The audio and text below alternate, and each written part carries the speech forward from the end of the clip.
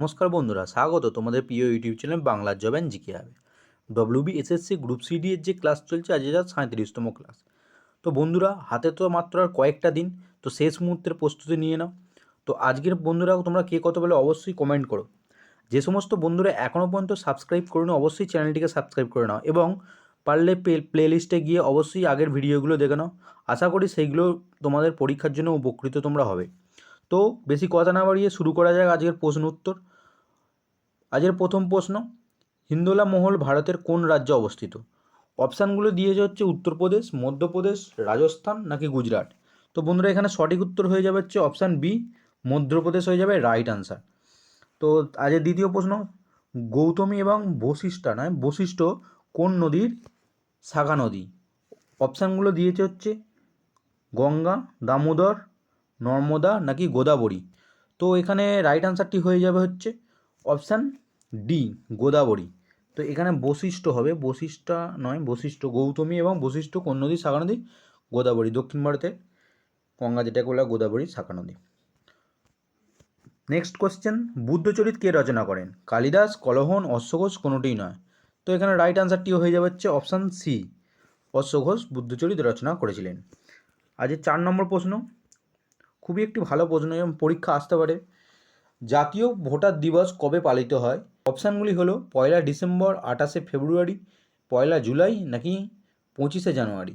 তো এখানে রাইট আনসারটি হয়ে যাবে হচ্ছে অপশান ডি, 25 জানুয়ারি। এখানে আরে যে আমাদের অপশানগুলো দিয়েছে সেগুলো আমাদের অবশ্যই মনে রাখতে হবে। 1 ডিসেম্বর হচ্ছে বিশ্ব এইডস দিবস, 28 ফেব্রুয়ারি হচ্ছে জাতীয় বিজ্ঞান দিবস এবং 1 জুলাই হচ্ছে জাতীয় ন্যাশনাল ডক্টরস ডে যেটাকে বলা হয়। তো এইগুলো আমাদের মনে রাখতে হবে। নেক্সট কোশ্চেন, NEP 2020 খসড়া কমিটির চেয়ারম্যান কে ছিলেন? Doctor K কস্তুরীরঙ্গন, Yashpal Sharma, doctor জি রাজাগোপাল নাকি কে শিবন। তো এখানে বন্ধুরা রাইট আনসারটি হয়ে যাবে হচ্ছে option A, doctor K Kasturirangan. Next question, changing India বইটি কার লেখা? নরেন্দ্র মোদী, মনমোহন সিং, রঘুরাম রাজন, অটল বিহারী বাজপেয়ী। তো চেঞ্জিং ইন্ডিয়া বইটি অবশ্যই অপশান বি হয়ে যাবে রাইট আনসার, মনমোহন সিং। তো বন্ধুরা, শেষ মুহূর্তের প্রস্তুতি ভালো করে নিও। পরবর্তী প্রশ্ন, ISO এর সদর দপ্তর কোথায়? জেনেভা, নিউ ইয়র্ক, ওয়াশিংটন নাকি রোম। তো এখানে বলেছে ISO, অবশ্যই এর সদর দপ্তর হয়ে যাবে হচ্ছে অপশান এ হয়ে যাবে right answer, Geneva, Switzerland Geneva হচ্ছে ISO সদর দপ্তর। পরবর্তী প্রশ্ন, সিলিকন আসলে কি? ধাতু, অধাতু, ধাতুকল্প নাকি নিষ্ক্রিয় গ্যাস। তো সিলিকন বলেছে, অবশ্যই এখানে অপশান সি হয়ে যাবে রাইট আনসার, ধাতুকল্প। যেটি ধাতু এবং অধাতু দুটোর মধ্যে আচরণ করা। সিলিকনের আরেকটি আছে যেটা সেমিকন্ডাক্টর হিসাবে আমাদের কাজে লাগে।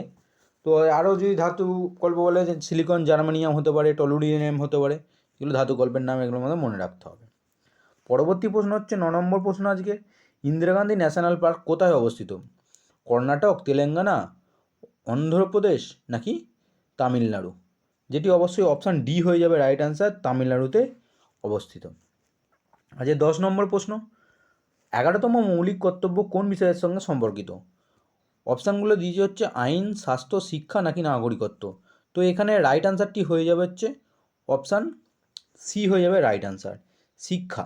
শিক্ষার এখানে আমাদের জেনে রাখতে হবে যে মৌলিক কর্তব্য কততম ধারায় আমাদের আছে, সেটা হচ্ছে 51 এতে আছে।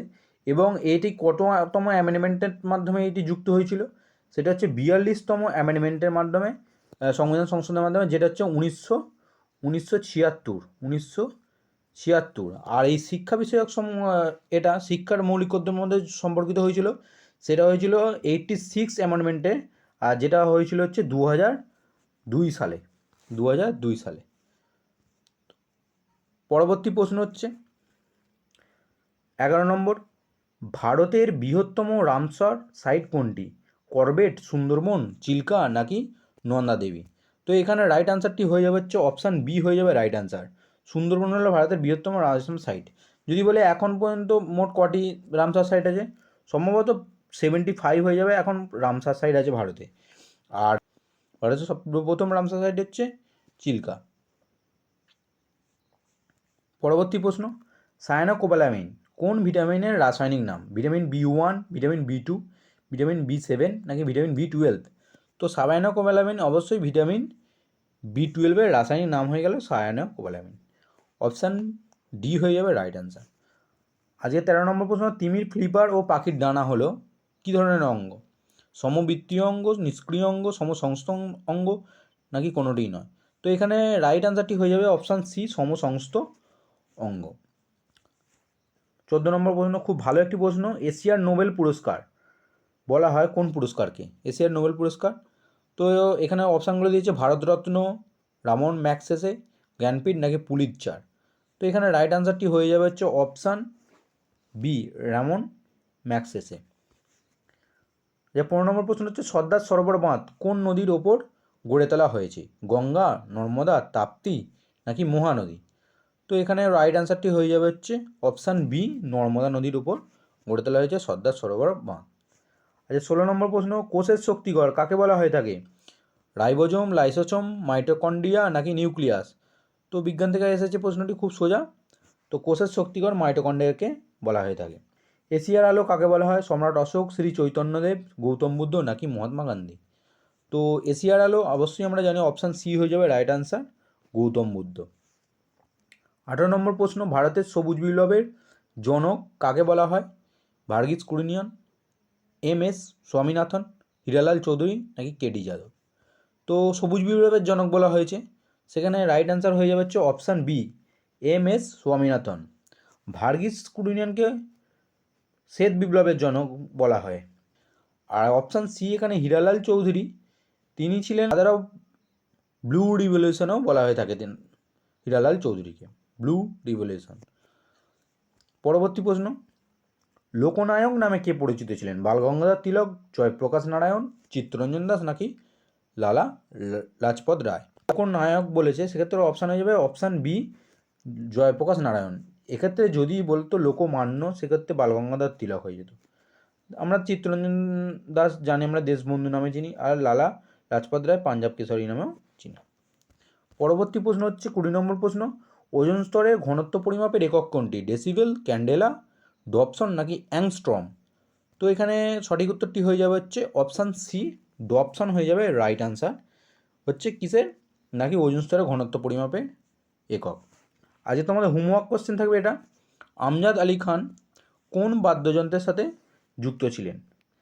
অপশানগুলো দিচ্ছে হচ্ছে শরৎ, সেতার, সানাই নাকি বাঁশি। এটা তোমরা অবশ্যই সঠিক উত্তরটি কমেন্ট করো বন্ধুরা নিচে। আর ভিডিওটি কেমন লাগলো অবশ্যই ভালো লাগলে লাইক করো এবং নিজেদের বন্ধুদের মধ্যে শেয়ার করো। অ্যাডমিট কার্ড তো বেরিয়ে গেছে, অবশ্যই ডাউনলোড করে নাও তোমরা। WBSSC গ্রুপ সি এবং ডি এর যে অ্যাডমিট কার্ড বেরিয়ে গেছে অবশ্যই ডাউনলোড করে নিও। এবং যে সমস্ত বন্ধুরা এখনও পর্যন্ত সাবস্ক্রাইব করে রাখো না আমাদের চ্যানেলটিকে, অবশ্যই সাবস্ক্রাইব করে নাও। ধন্যবাদ।